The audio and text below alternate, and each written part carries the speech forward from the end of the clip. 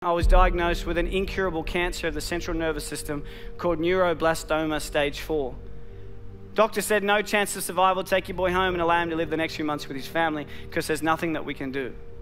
But like everybody in this room, we all have choices, and the choices that we make each and every day can reshape and remold and redefine our future. My mum asked one question. I don't want to know what the chances are of my son dying is. I just want to know what the chances are of my son surviving is. The doctors gave me a 96% death rate. They said, go home. But my mum looked at my glass being 4% full and not 96% empty. But the next day, a doctor came in from America. He said, we're trialing a drug, it's called DTIC. Never been trialed on humans before, only on animals. We're gonna trial it on 25 kids. And I truly believe that outside of love, hope is the most powerful word in the English dictionary. This instilled hope into our lives. We started this drug 9 a.m. Tuesday morning. Within 1 month, 20 out of the 25 kids had passed away. Within 90 days, 24 out of the 25 kids were dead.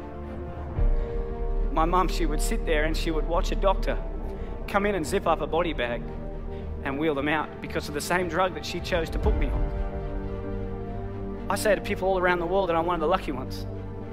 But I never say I'm one of the lucky ones because I'm still alive. I say I'm one of the lucky ones because I wasn't my mum. My mum had it tough. She had to make a choice to inject the drug into a child that has killed everybody that had ever taken. Until one day I was finally allowed to go home.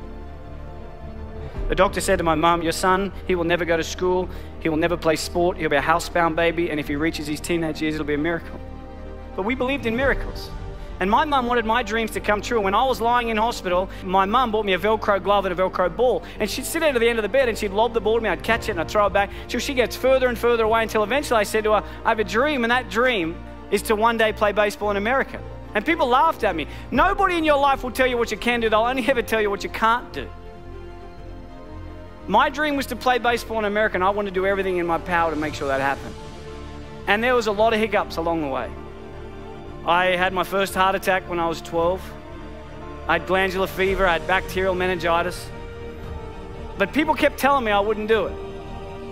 So it made me work really hard to make sure I could do it. I was lucky enough at the age of 17 to sign a contract and live in America and play baseball. But as you know, life is like a roller coaster.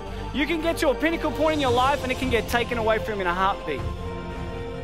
At the age of 18, I was playing baseball in Phoenix, Arizona. I slid into a base at second and I woke up 3 days later. And at the age of 18, I suffered my career-ending heart attack and I was sent home. I was a depressed boy. I thought life wasn't fair. And I would pray every night, but I wouldn't wake up in the morning. I just wanted God to take me. But I kept waking up every morning. Yet every time I've been knocked down, I always remember what my mum's taught me. Son, it doesn't matter how many times you get knocked down. It's about how many times you get back up that truly determines the quality of your life. When I got home, I got a job in banking. This guy, day 3, tall old guy came in. He said to me, Michael, I'm Tom, I'm the CEO, let's have a chat. I had no idea what CEO stood for, but I just went in there and listened. He said, Michael, where do you see yourself in 5 years' time? I had no idea where I was going to be in 5 years' time, but my mum, she always taught me, son, shoot for the moon, and if you miss, you'll end up in the stars. So I said to him, Tom, in 5 years' time, I'm going to take your job. He hated me. Don't ever say that to your boss, okay? They do not like you when you say that. But within 12 months, I was the youngest bank manager in Australia.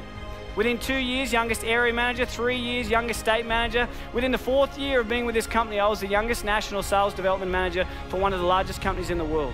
At the age of 23, I had 600 staff, had 120 banks around Australia and New Zealand. I made lots of money. I lived in $1 million house, had a $100,000 sports car, wore the Armani suits and the Rolex, and I reported directly to my mate Tom. But can you imagine if we look at success not about the materialistic possessions that we can take from this world, but rather what we can give back to this world that makes it a better place than what we found it? I was fortunate enough to be in a position to be able to do something for the most inspirational, the most influential, and the most loving person I've ever met, and that was my mum. On June 16 last year, I was lucky enough to put a pink ribbon on a door to a brand new home. And I got a chance to buy my mum a brand new house. to be able to give back to someone that has sacrificed so much for me is without a doubt the greatest gift. It puts a smile on my face knowing that I've been able to help her. And when I was 7, I heard through the curtains the doctor say to my mum, he will never go to sport, he will never play baseball, he will never ever go to school, and if he reaches his teenage years it'll be a miracle. And my mum, she walked out, and I said to her as if I didn't hear, what did the doctor say? And she said, everything's going to be okay, son. When I was 12, I had a heart attack, and the doctor said to my mum, he will never play sport again. She walked out, and I said, what did he say? And she said, everything's going to be okay, son. And earlier this year, I finally got a chance to return the favor. Unfortunately, earlier this year, the doctors found 4 tumors in my throat. I've never seen my wife cry so much in all my life. The doctor said to me, Michael, we're sorry, but tomorrow's not guaranteed. You need to slow down. But that's one thing we all have in common, because no one's guaranteed. I think that life is not about the amount of days that you live on this earth, but it's about what you fit into those days that allows you to live a remarkable life. And I remember driving home, and she called me, my mum, and she said, Mike, what'd the doctor say?